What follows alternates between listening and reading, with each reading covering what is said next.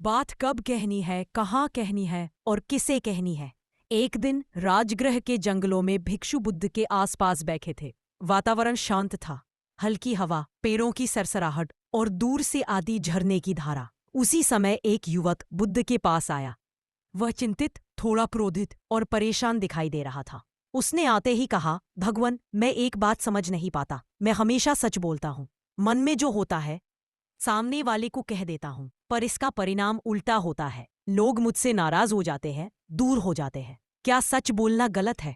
बुद्ध ने उसे शांत नजरों से देखा और धीरे से कहा, सच बोलना गलत नहीं, पर हर बात सबके सामने कहना गलत हो सकता है। सच बोलने से पहले 3 प्रश्न पूछो। क्या ये सही है? क्या ये आवश्यक है? क्या ये उचित स्थान और समय है? युवक उलझन में था। उसने कहा, भगवन, क्या सत्य भी समय और स्थान देखकर बोला जाता है? बुद्ध मुस्कुराए।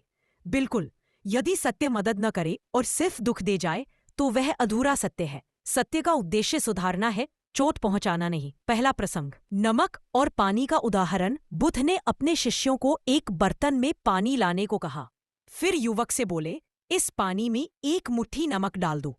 युवक ने नमक डाला। बुद्ध ने कहा, अब इसे सबको पिलाओ। हर शिष्य ने पिया और कहा, भगवन, यह पानी बहुत खारा है, पिया नहीं जाता।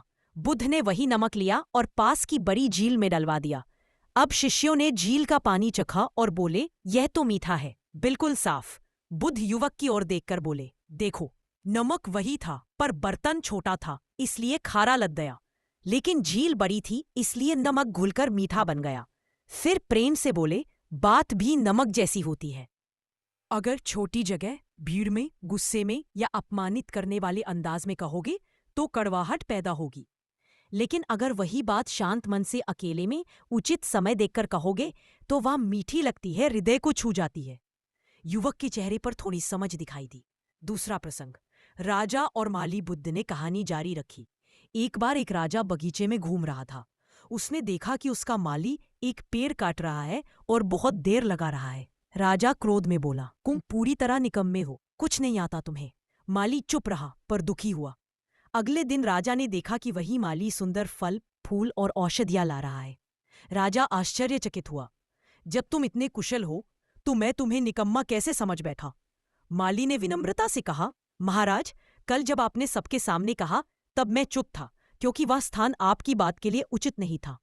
अगर आप अकेले में कहते तो मैं समझा देता कि वह पेड़ खोखला था, उसे सावधानी से काटना जरूरी था। राजा को अपनी गलती का बोध हुआ। बुद्ध बोले, जब बात सुधारने के लिए हो तो उसे उपयुक्त स्थान देखकर कहना चाहिए। अपमान के साथ कहोगे तो सत्य भी कटु लगेगा। तीसरा प्रसंग, घायल हिरण की सीख। बुद्ध युवक को जंगल में ले गए। एक छोटी सी खुली जगह पर एक हिरण था।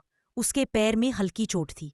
बुद्ध बोले, यदि मैं अभी सब शिष्यों को बुलाकर कहूं, देखो, यह हिरण घायल है, तो चारों तरफ शोर हो जाएगा। लोग घिर जाएंगे और हिरण डर जाएगा। उसके घाव और बढ़ जाएंगे। लेकिन अगर मैं अकेले में शांति से उसके पास जाऊं, घाव साफ करूं, दवा लगाऊं, तो वह न सिर्फ ठीक होगा बल्कि मुझ पर विश्वास भी करेगा। फिर बुद्ध युवक की ओर देखकर बोले, कुछ बातें हिरण के घाव जैसी होती हैं। उन्हें सबके सामने खोलने से दर्द बढ़ता है, लेकिन अकेले में सही मनोभाव से कही जाएं तो ठीक कर देती हैं।